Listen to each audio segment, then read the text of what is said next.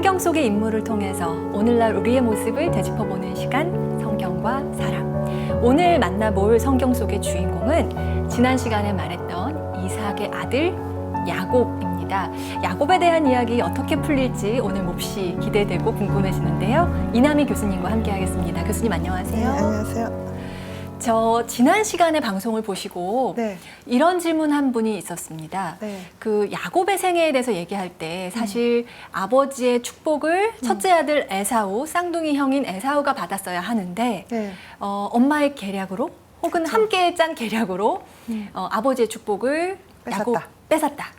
이거는 우리 사회에서도 요즘 많이 논의되고 있는 공정의 원칙, 그쵸. 정의의 원칙에 너무나 위배되는 거 아니냐. 네. 그렇게 계략으로 빼앗는 걸 우리가 과연 좋게 봐줄 수 있는 거냐. 그렇죠. 이런 이야기를 하신 분이 있었거든요. 네. 코멘트를 해주신다니 너무 감사하고요. 일단은 그 에사우한테서 장자상속권을 뺏었다 하는 문제는 실은 이게 이제 도덕 정의의 그 논의의 시발점 중에 하나입니다. 우리는 보통 이제 모든 사람은 다 평등하게 태어났다 이렇게 얘기하잖아요. 그렇죠. 그거는 그냥 미사여구고요. 실제로 들여다보면 우리 인간뿐 아니라 사실은 모든 종의 모든 식물, 동물이 다 그런데요. 수정되는 그 순간부터 공정하고 똑같지가 않아요. 우열이 있다는 말씀이세요? 그러니까 뭐냐면 환경이 자궁서부터 다르다는 얘기죠. 그러니까 부모한테서 굉장히 좋은 유전자, 튼튼하고 건강한 유전자를 타고날 수도 있지만 유전자적인 결함을 갖고 태어날 수도 있어요. 어떤 사람은. 그다음에 자궁 환경이 어떤 어머니는 술 마시고 마약하고 뭐 아버지한테 두드려 맞고 또 어떤 경우에는 너무 가난해서 정말 영양실조에 걸리고 그렇게 되면 그 자궁 환경이 좋을 수가 없어요. 그 아이는 굉장히 스트레스 호르몬을 많이 받고 요즘엔 또 뭐 환경 호르몬이나 뭐 이런 것 때문에 또 그 성 호르몬이 교란이 돼요. 그래서 뭐 그것 때문에 동성애가 많다 이런 얘기가 나올 정도로 자궁 내 환경이 달라요. 그 다음에 태어나서부터 어떤 아이는 아주 깨끗한 환경에서 의사가 제대로 하고 그래서 산후조리 뭐 수백만 원 들여서 받고 어떤 아이는 꽁꽁 숨겨가지고 화장실에서 출산해요. 그럼 그 아이와 이 아이가 시작부터 같은가요? 전혀 다르죠. 그래서 우리가 태어날 때부터 실은 공정하지 못하게 태어난다는 거죠.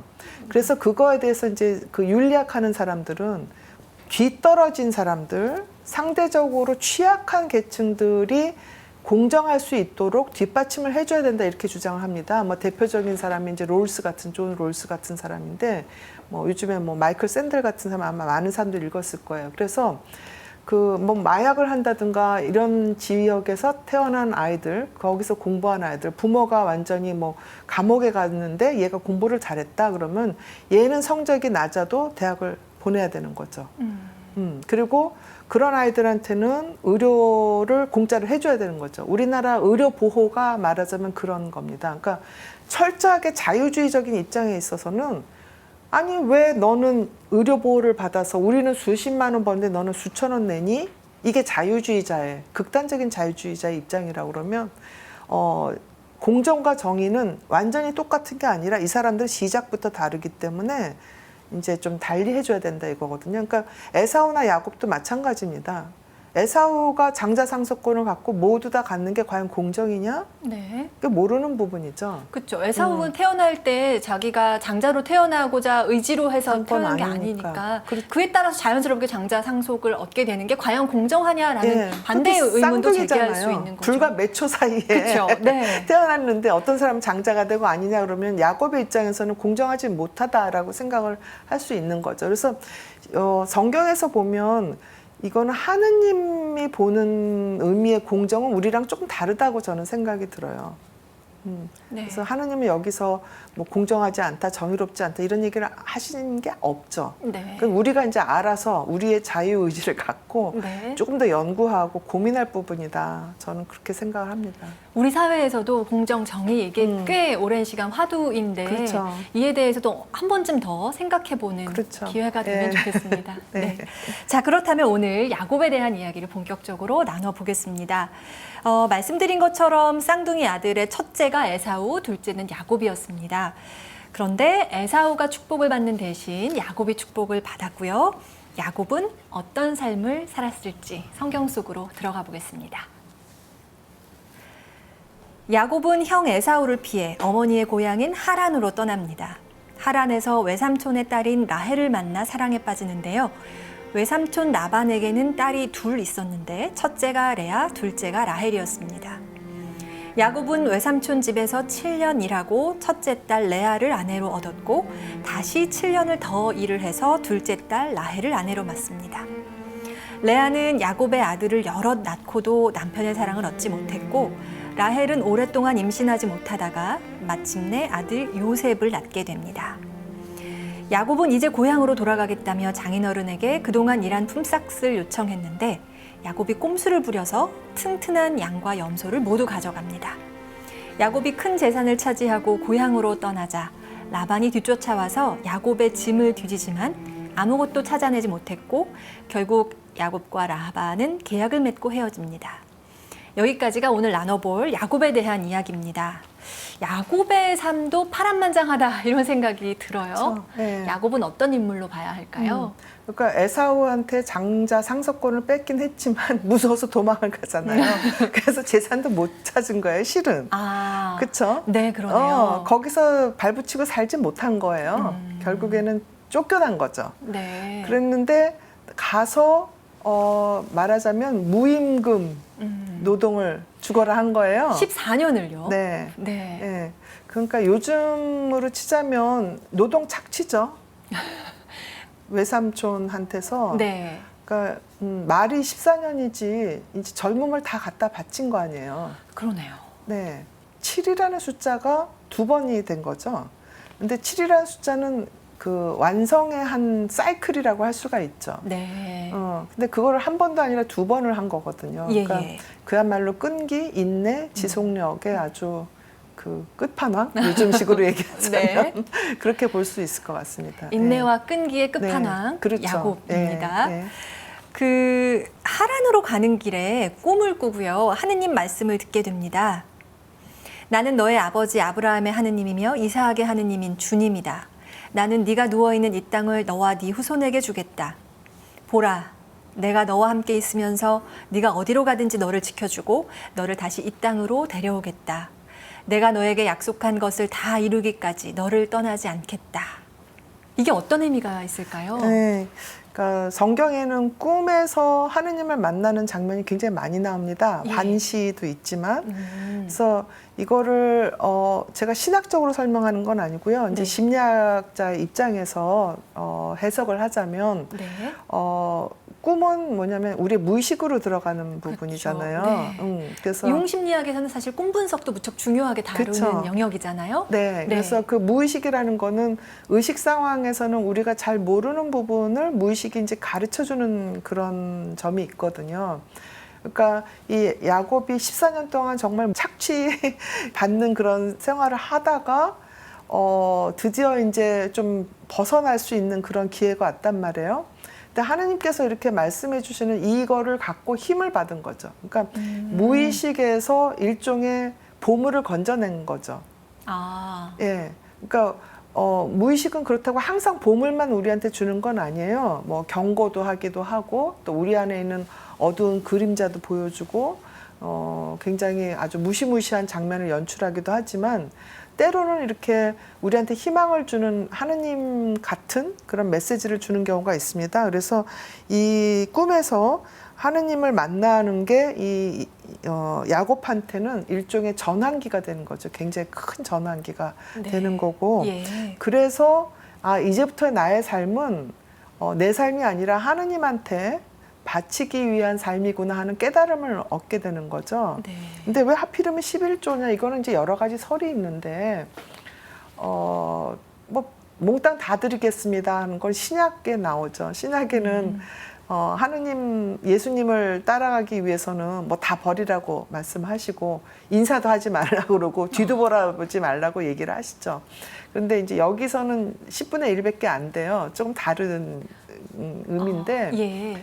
실제로 이 당시에 이제 바빌론, 뭐 페르시아, 뭐 아시리아 이 지역에서는 송출이 나오면 거의 7, 80%다 빼앗겼다고 그렇게 얘기하는 경우도 있어요. 아. 우리나라도 보면 지주한테 뺏기고 마름한테 뺏기고 군수한테 뺏기고 일제시대 다 뺏기고 밥 먹을 게 없는 그때 그게 일제시대 때였거든요. 뭐 네네. 돈을 버는 게 아니라 당장 굶는. 근데 이 시대도 상당히 그런 사람들이 많았다는 거죠. 네. 그러니까 11조라는 거는 굉장히 깎아준 거예요. 아. 60, 70%다 뺏어가는데 이 이스라엘 민족만 10분의 1만 바쳐라. 이렇게 해석하시는 분들도 있어요. 아하. 네. 10분의 1만 바치고 나머지는 누릴 수 있게. 그런 거죠. 네. 예. 근데 야곱이 어머니 고향에 이르면서 이제 본격적인 인생 스토리가 펼쳐지는데요. 야곱이 하란에서 외삼촌의 딸을 만나 결혼을 합니다. 이삭 때 그랬던 것처럼 야곱도 우물가에서 아내가 될 여자를 만나는데요. 야곱이 라헬을 얻고자 청혼하는 장면이 인상적이었어요. 한번 읽어보겠습니다. 야곱은 라헬을 사랑하고 있었으므로 외삼촌의 작은 딸 라헬을 얻는 대신 7년 동안 외삼촌 일을 해드리겠습니다. 그러자 라반이 말하였다. 그 아이를 다른 사람에게 주는 것보다 너에게 주는 것이 낫겠다. 그러면 내 집에 머물러라. 야곱은 라헬을 얻으려고 7년 동안 일을 하였다. 그것이 그에게는 며칠로밖에 여겨지지 않았다. 그가 그만큼 라헬을 사랑하였던 것이다. 이 말이요. 네. 사실 뭐 지극히 사랑하였다 뭐 이것보다도 7년 동안이 며칠로밖에 느껴지지 않았다라는 표현이 정말 인상적이었거든요. 예, 그만큼 사랑이 정말 지극했고, 네. 네, 그 성경에서 사실 이런 묘사도 흔치 않은 거 아닌가요? 그렇죠. 근데 네. 자세히 들여다보면 네. 뭐 그 시편이라든지 아. 이런 데 보면 아주 굉장히 육감적인 표현들이 많습니다. 네. 네. 이제 저는 여기서 이 사랑을 조금 다른 의미에서 한번 해석을 해보면 어떨까. 이게 네. 저의 주관적인 해석인데 내가 좋아하는 일을 하면 또 내가 사랑하는 사람을 위해서 한다면 굉장히 힘든 일도 그렇게 힘들지 않게 느껴지고 예. 긴 시간도 짧게 느껴지고 하는 그런 순간들이 있거든요. 네. 자기가 뭐가 좋아가지고 거기에 몰두하면 다른 사람들 보기에는 되게 미련해. 왜 저렇게 고생하지? 이렇게 생각할 수 있지만 내가 좋아하는 일을 하면 그거는 또 순식간에 흘러갈 수도 있죠. 그러니까 어떤 일을 하든지 그게 요리든 뭐 구두를 만드는 일이든 뭐 노래든 뭐 피아노든 자기가 몰입해서 하면 그 자체가 아름다운 일인 것 같아요. 네. 네. 그렇게 몰입해서 일한 7년. 네. 사실 7년이라는 시간은 정말 긴 시간인데 네. 단 며칠로 느꼈던 네. 7년. 그 7년으로 끝나지가 않습니다. 문제는. 그렇죠. 7년 일하고 나서 사실은 라헬을 원했는데 첫째 딸 레아를 얻어요. 네. 저는 이것도 약간 의아했거든요. 네. 7년 동안 봉사했으면 네. 이제 라헬을 주십시오 할 수 있는 거 아닌가? 근데 이 당시에 이제 첫째 딸이 먼저 가야 되죠. 우리도 예전에 왜 언니가 시집을 안 가면 네네. 둘째부터 보내면 언니는 시집 갈 수 없다. 그래서 혼사길 망한다. 뭐 이렇게 얘기를 해서 둘째 딸이 무한정 기다린 경우도 있어요. 예. 근데 여기서 이제 우리가 생각할 부분이 있어요. 뭐냐면 레아는 안 이뻐요. 라헬은 이뻐요. 근데 지금 외모 지상주의잖아요. 네. 지금 우리나라 특히 그쵸. 전 세계에서 이렇게 외모 갖고 하는 나라가 있을까 싶을 만큼 네. 그게 집단의 어떤 집단 무의식이라고 제가 말씀드렸는데 네. 집단의 어떤 압력에 의해서 내가 원하지 않는데도 사실 조금 뚱뚱해도 건강하면 되거든요. 그렇죠. 어. 그리고 뭐 사람마다 적정 몸무게가 다 그렇죠. 다르다는 이야기도 하는데 예. 너무나 획일적으로 그렇죠. 요구하는 사회의 기준이라는 게 너무 이제 그러니까요. 생긴 것 같아서. 네, 그리고 또 배우들도 이렇게 이른바 롱런 한다고 그러잖아요. 오래오래 하는 배우들 중에서 성형수술하고 막 보톡스 받고 이런 배우는 별로 없어요. 왜냐하면 보톡스 맞으면 또 성형수술해서 이렇게 땡기고 그러면 이 눈가 주름이 없어져요. 그러면 진짜 웃는 게 아닌 웃음이 돼요. 그 냉혹하게 보인다고 네. 사람이. 예. 그래서 나중에 나이 들어서 보면 성형수술을 많이 한 사람들 중에서 얼굴이 아름다운 사람이 없어요. 제 아무리 미인이라도. 어색해지는 것 같아요. 네, 그거는 땡겼기 때문에 어쩔 수가 없어요. 네. 그러니까 그리고 또 너무 운동 많이 해가지고 갑자기 막 심장에 무리가 온다든가. 근데 그러니까 이제 그게 외모지상주의인데 레아의 입장에서 보자면 네. 이삭의 경우도 마찬가지지만 태어나기를 그렇게 태어났으니까 공정하지 않은 거죠. 그러니까 물론 지나치게 야곱에 만약에 이입이 된다 그러면 이건 굉장히 불공정한 일이야. 그렇죠. 내가 사랑한 사람은 따로 있는데 왜 갑자기 레아와 결혼을 해야 하지? 이런 근데 건데. 레아 입장에서 보면 내가 못생겼다고 나를 왜 사랑하지 않지? 세상은 너무 불공평하네? 이렇게 생각할 수 있잖아요. 아, 그렇죠. 각자의 그 공정은 정말 관점마다 그렇죠? 달라질 수밖에 없는 것 같아요. 그래서 레아를 끝까지 야곱이 아주 사랑했다라는 증거는 별로 없어요. 네. 그러나 레아는 레아대로 아들을 많이 낳았어요. 또 생각보다. 예, 예. 그러니까 삶이 꼭 나쁜 거는 또 아니에요. 네. 그래서 첫째 네. 레아와 결혼을 하고 다시 7년을 일을 해서 네. 둘째 딸 라헬과도 결혼을 합니다. 그래서 이 정말 14년에 걸쳐서 사랑을 이룬 거잖아요. 네. 그 긴 시간의 노동, 음. 사랑을 쟁취하기 위한 어떤 당연한 희생으로 봐야 할까요? 너무 가혹하지 않았나 이런 생각도 드는데. 무임금 노동은 좀 가혹하긴 하죠.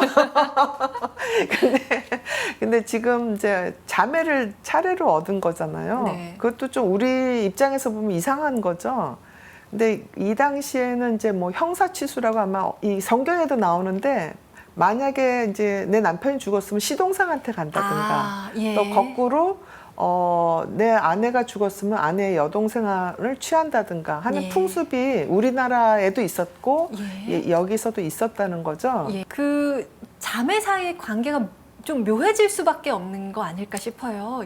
예전이어도 경쟁의식 이런 건 분명히 있었을 것 같은데 레아는 아들을 여럿 낳고도 야곱의 사랑을 얻지 못해서 라헬을 질투했다. 그러고 라헬은 임신을 하지 못하다 보니 몸종의 몸을 빌려서라도 야곱의 아들을 얻고자 했다라고 나오거든요. 이 레아와 라헬의 관계는 우리가 어떻게 좀 볼 수 있을까요? 그러니까 그 융심리학에서 보면은 그 자매끼리의 원형, 네. 시스터 아키타입이라고 그러는데 자매 원형이라는 말이 있어요. 또 네. 형제 원형이라는 말이 있고, 네. 그러니까 부모 컴플렉스하고 좀 다르게 형제 컴플렉스가 있는 거죠. 네. 그러니까 형제들은 물론 부모도 그렇지만 애증의 관계죠. 그리고 이 시블링 라이벌리도 예. 되게 사실은 네. 심리학에서도 되게 중요하게 그렇죠. 다루는 부분이잖아요. 예, 그러니까 자기 밑에 동생이 태어나면 굉장히 스트레스를 받고, 박탈감을 그렇죠. 받고. 또 동생은 항상 그 형, 뭐 누나, 언니의 존재가 부담으로 작용하기도 하고. 내가 끝내 이기기 어려운 경쟁자 그렇죠. 이런 느낌이 있고요. 근데 바로 그런 경쟁심 때문에 또 둘이 같이 성장하거든요. 그렇죠. 사회성도 발달하고. 예. 그러니까 라헬과 레아도 서로 뭐 질투하는 관계이기도 하지만 동시에 또 아버지한테서 독립을 해서 나갈 땐 또 서로 또 도와주기도 하고, 네. 또 라헬이 이제 나중에 나오겠지만 또 언니가 아이를 가질 수 있도록 도와주기도 하고. 그러니까 이게 사람 사이의 관계는 항상 좋을 수도 없고요. 항상 증오하는 관계일 수도 없어요. 특히 부모, 자식, 형제지간에는. 네. 그래서 형제끼리 혹시 서로 조금 서운하고 질투하고 이렇다면 이 부분 한번 다시 읽어보는 것도 네. 좋지 않을까 싶어요. 네. 맞아요. 그 형제자매 네. 사이야말로 가장 가깝게 경쟁하고 가장 가깝게 서로를 미워하기도 하면서 사실은 또 가장 서로를 챙겨주는 그쵸. 관계이기도 하죠. 여기에서도 라헬이 계속 임신을 하지 못하고 있었는데 레아의 아들이 밖에서 합 한 채를 가지고 들어오자 언니에게 합 한 채를 나눠달라고 요청을 하는데요. 합 한 채가 일단 뭔지 저도 이번에 처음 알았어요. 그러니까 저는 이게 무슨 뭐 꽃인가 이렇게 생각을 했는데 그게 아니라 이제 감자 비슷한 음식인데 예. 이걸 먹으면 불임이 좀 좋아지고 이제 그 당시에 그런 그 사람의 이렇게 생식기랑 비슷하게 생겨서 아마 그런 약간 믿음이 민간 생겼다. 요법으로 그렇죠. 쓰는 그 예. 난임용 뭐 그렇죠. 약초 뭐 이렇게 생각하면 될까요? 그러니까 동종요법 비슷하게 그렇게 생겼으니까 아, 그거를 이제 나눠줬다는 게 같이 아이를 좀 낳아보자 하는 그런 뜻일 수도 있을 것 같아요. 예. 정말 서로 경쟁하고 미워하고 질투하면서도 서로 챙겨주는 관계. 그렇죠. 예나 지금이나 자매가 늘 그런 것 같아요. 네. 그래서 라헬은 합한채를 나눠주면 오늘 저녁에는 언니가 야곱과 함께 하도록 해주겠다. 이렇게 이야기를 하는데요. 라헬은 남편이 자신을 지극히 사랑하는 걸 알고 있지만 또 아이를 낳지 못하기 때문에 그만큼 스트레스가 무척 높았구나. 그쵸, 이걸 네. 좀 헤아리게 되더라고요. 그렇죠. 그래서 나중에 나이 들어서 둘을 낳잖아요. 요셉과 벤자민으로. 그러니까 그만큼 불임의 시기를 오래 겪어야 됐던 그 상대적으로 아이 낳지 못하는 여성은 이 중동 지방에서는 거의 뭐 쫓겨나다시피 하는 그런 풍습이 있었으니까 항상 네. 불안했겠죠. 아무리 남편이 사랑했어도. 그래서 라헬도 그렇고 레아도 그렇고 불안하긴 마찬가지인 것 같아요. 그래서 질투라는 거는 실은 환경이 편안하면 서로 질투하지 않아요. 예. 자신감이 있으면 남을 깎아내리질 않아요. 근데 내 환경이 내 조건이 불안하기 때문에 상대방을 깎아내리는 거거든요. 네. 그러니까 우리나라도 지금 이제 뭐 댓글이나 이런 데 보면 혐오, 증오 이런 댓글 엄청나게 많이 늘었어요, 최근에. 그래서 왜 이렇게 사람들이 서로 미워하고 반목하지 이렇게 보는데 저는 그 안에 불안감이 있다고 봐요. 네. 공포가 있고. 예. 그러니까 내가 이번에 밀리면 내가 흔적도 없이 사라질 거야. 내가 가난해질 거야. 국가가 내 돈 다 뜯어가면 어떡하지? 뭐 정권이 바뀌면 내 자리가 없어지면 어떡하지? 뭐 이런 불안. 네. 또 뭐 중국 사람들이 몰려오면 뭐 이런 불안. 네. 이런 게 혐오로 이어지는 거거든요. 예. 그러니까 질투나 혐오, 증오 이런 거가 막 내 마음에서 스물스물 올라오면 상대방을 미워하기 전에 내가 왜 내 존재 자체에 대해서 이렇게 불안해하지? 내가 뭐 때문에 좌불안석하는가? 네. 내가 이렇게 자신감이 없는가? 그러면 남을 미워하는 그 에너지를 갖고 나한테 뭘 더 투자를 해서 내가 어떻게 하면 더 튼튼해지지? 내가 어떻게 하면 더 자원이 좀 생기지? 그 방향을 좀 자기 자신한테 들어가서 자기를 사랑하는 에너지로 돌리면 좋겠어요. 네. 남을 미워하는 에너지가 어마어마해요. 그 어디 가서 불태울 정도예요. 근데 그 에너지를 갖고 자기한테 투자를 하면 얼마나 좋겠어요. 네. 그걸 못 하는 거죠. 맞아요. 정말 네. 중요한 말씀인 것 같아요. 그러니까 내가 불안하니까 누군가를 억눌러서 내가 조금 올라가고자 하는 욕구를 그때그때 충족시키는 것 같은데 네. 그건 사실은 그렇게 오래 갈 수 있는 만족감이 아니잖아요. 오히려 자기 파괴적인 거죠. 네. 서로 같이 성장해야 내가 행복한 건데 내가 상대방을 죽인 다음에 나도 사실은 죽는 거거든요. 내가 상대방을 미워하면 나를 또 그만큼 미워하는 거예요. 네. 그리고 나를 업수히 여기는 거고. 예. 내가 저 사람을 이렇게 미워하고 저 사람한테 매달려 갖고 할 정도로 이렇게 한심한 사람인가 하고 한번 생각해 볼 필요가 있는 거죠. 네. 우리가 막 혐오의 시대 네. 이런 이야기 많이 하는데 한 네. 번쯤 생각해 볼 네. 그런 이야기인 것 같습니다. 네. 그런가 하면 레아와 라헬 사이에서 야곱은 어떠한 남편이었나 이것도 한번 이야기를 나눠보고 싶었어요. 네. 그 중간에서 야곱이 네. 어떤 태도를 취했어야 했는가, 어떻게 해야 지혜로운 걸까 이런 것도 좀 궁금해지는데요. 네. 성경에는 뭐 야곱이 중재를 했다든가 이런 얘기가 나오지는 않죠. 네. 그냥 가부장제적인 아버지로서 어떻게 하면 이 많은 대식구들을 먹여 살릴까 뭐 그런 것만 초점을 맞췄고 어떻게 보면 그게 우리 전 시대 아버지들의 모습이기도 하죠. 네. 또 지금도 많은 남성들이 예컨대 이제 자기 엄마랑 아내가 싸울 때 그냥 입 딱 다물고 가만히 있는다든가. 어찌할 바를 모르죠. 그렇죠. 사실은. 이 편도 못 네. 들고 저 편도 못 들고 네. 이제 이런 경우가 있죠. 제가 임상에서도 많이 겪고 뭐 그런데 혹시 이제 그런 일 때문에 고민하시는 남자들이 있다면 이제 제가 드리는 처방은 중심을 잡으라. 내가 주인이다. 누구 편을 들 게 아니라 네. 그야말로 내가 중심이기 때문에 내 판단에 따라서 내가 목소리를 키워라 하는 게 저는 제 처방이에요. 그래요. 네, 그러니까 엄마한테도 휘둘리지 말고 아내한테도 휘둘리지 말고. 자, 네. 그렇다면 다시 성경으로 들어가 네. 보겠습니다. 하느님께서 라헬의 청을 들어주셔서 라헬이 마침내 아들 요셉을 낳게 됩니다. 야곱은 이제 고향으로 돌아가겠다며 라반에게 자신이 그동안 일한 품삯을 달라고 요구하는데 야곱은 라반의 양과 염소 중에서 얼룩지고 점박힌 양과 염소를 가려내어 가겠다고 하죠. 그런데 야곱이 꼼수를 부려서 사실은 더 많은 재산을 챙겨가게 되는데 그 장면을 한번 읽어보겠습니다. 야곱은 은백냥 나무와 편도나무와 버즘나무의 싱싱한 가지들을 꺾고 흰 줄무늬 껍질을 벗겨내었다.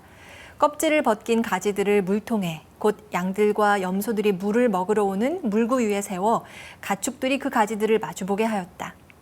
양들과 염소들은 그 가지들 앞에서 짝짓기를 하여 줄쳐진 것, 얼룩진 것, 점박힌 것들을 낳았다.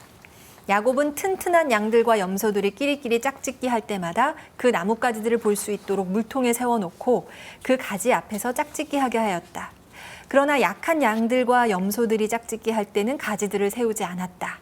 그래서 약한 것들은 라반 차지가 되고 튼튼한 것들은 야곱 차지가 되었다. 야곱이 영리하다고 해야 할까, 영악하다고 해야 할까 이런 생각을 하게 됩니다.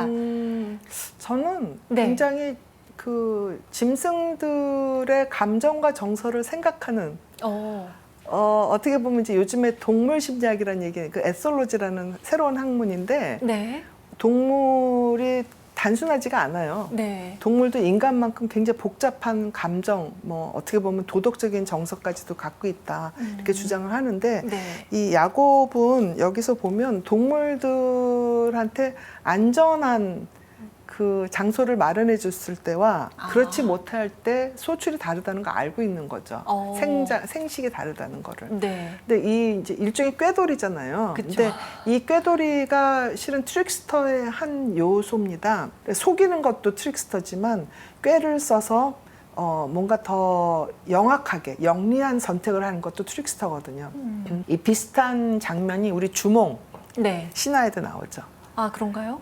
이제 쫓겨날 때 네. 주몽이 이제 거기 자기 양아버지한테서 예. 나올 때 일부러 튼튼한 말한테 조금 주고 기억나죠? 네. 네, 그렇게 해서 좋은 말을 사실은 데리고 골라가는. 나오죠. 네. 그거를 이게 뭐야, 뭐 주인을 속인 거네 이렇게 또 얘기하면 네. 좀 더 복잡해지죠. 예. 그게 트릭스터라는 얘기거든요. 여기도 트릭스터인 거죠. 네. 그래서 짐승들을 돌볼 줄 아는 사람. 그리고 자기 몫을 챙겨야죠. 7년, 14년을 일을 했는데. 그것도 그렇죠. 네. 그러니까 무임금으로 14년을 헌신했으니 그러니까요. 이거 좀 챙겨가야겠다. 야무지게 챙겼잖아요. 네. 근데 그것도 뭐 위법적인 것도 아니고요. 네. 그러고 보면은 네, 잘한 것 같기도 하고요. 야곱이 이렇게 설명을 합니다. 장인이 얼룩진 것들이 자네 품삯이네 하면 양들과 염소들이 모두 얼룩진 새끼들만 낳고 줄쳐진 것들이 자네 품삯이네 하면 양들과 염소들이 모두 줄쳐진 새끼들만 낳았소. 이렇게 해서 사실은 가장 튼튼하고 건강한 양과 염소를 취했고 그에 대해서도 딸들에게 이렇게 설명을 했단 말이에요. 네. 네. 정당한 보상이다 하고 이렇게 취한 걸까요? 마음은 뭐였을까요? 근데 그러면 이 외삼촌하고 전쟁을 해야 되는가? 그렇지는 않죠. 그렇죠, 그렇죠. 또 햄릿처럼 네. 살 것이냐 죽을 것이냐 고민만 해야 되느냐. 그래서 햄릿도 똑같은 숙부와 엄마가 이제 결혼을 하면서 너무 괴로워했는데 네. 이 숙부를 칠 것이냐 말 것이냐 고민만 하다 말았거든요. 정신병적인 상황인 거거든요. 야곱의 선택은 건강한 거예요. 그렇죠. 자기가 취할 수 있는 걸 그렇죠. 취하고. 정정당당하게 일을 한 몫을 네. 나름의 방식으로 한 거죠. 같은 부족끼리 싸우면 안 되는 거 아니에요. 그렇죠. 예. 예. 그래서 결국 재산을 잘 챙겨 들고 아내와 함께 고향으로 떠나는데 라반이 야곱을 뒤쫓아와요. 그래서 길을 떠나기 전에 라헬이 라반의 수호신을 훔쳐서 나왔는데 야곱은 이 사실을 모르고 있었고요. 수호신이라고 하는 게 뭘까요? 어떤 뭐 그러니까 우상이라고 이제 어. 보통들 얘기할 수 있죠. 그러니까 신상이죠. 네. 그러니까 이게 이제 라반만 해도 완전히 야훼 하느님에 충실하지 않았다라는 증거가 아닐까 이제 추측을 할 수 있는 거죠. 네. 근데 그럼 그걸 왜 가지고 나왔을까? 수호신은 보통 뭘로 만들었을 것 같아요? 돌? 금으로 만들죠. 아, 그렇군요. 아, 그게 재산이 되니까. 네, 그 들고 우상 나오는 섬기지 말라 그러고 이제 뭐 금으로 만든 송아지 이제 나오잖아요. 아, 네네. 그러니까 이 라헬이나 레아는 아버지를 배신하고 남편을 쫓아온 거죠. 예. 근데 이거가 우리나라에도 있죠. 낙랑공주, 아, 예. 뭐 서동요. 네네. 서동요도 그 공주가 꽤 많이 선화공주가 꽤 많이 챙겨 나왔어요. 아, 이게 많은 신화에도 등장하는 모티브네요. 그렇죠. 네. 근데 나중에 이제 삼손과 데릴라 경우에는 삼손한테 완전히 가지를 않았잖아요. 그러니까 삼손이 마지막에 비극적인 최후를 맞은 거죠. 그러니까 이거를 뭐 굳이 얘기를 하자면 결혼하면 일단 남편이 최고고. 내 사람 챙기는 게 이제 남편을 챙기는 네. 거구나. 아, 그게 지혜인지도 모르겠습니다. 그러요.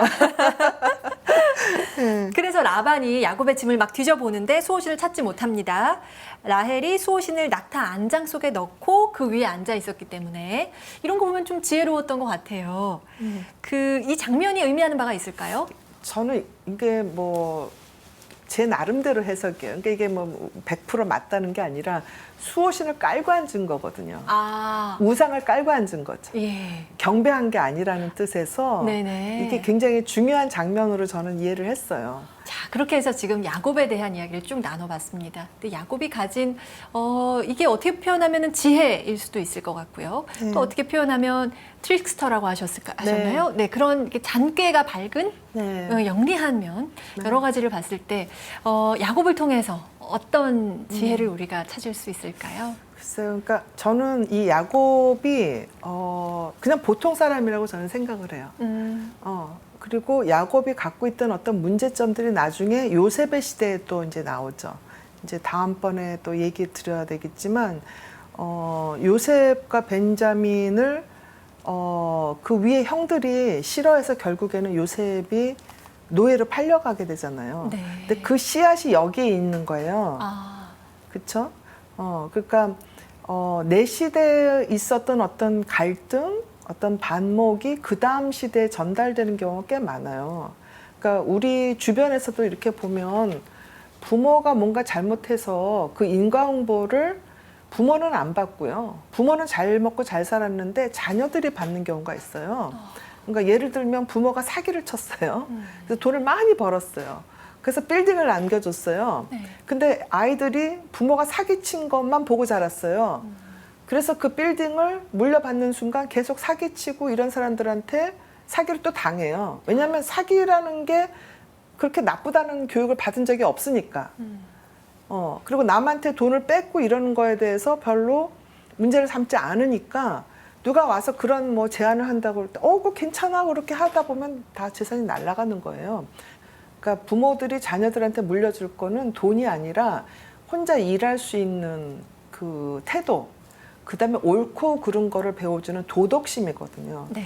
그러니까 열심히 일하고 도덕을 알면 절대로 이 사람이 죽을 때까지 불행해질 일이 별로 없어요. 그러니까 근데 도덕심을 가르쳐 주지 않고 일하는 걸 안 배워주면 100% 불행해져요. 그 시점의 차이죠.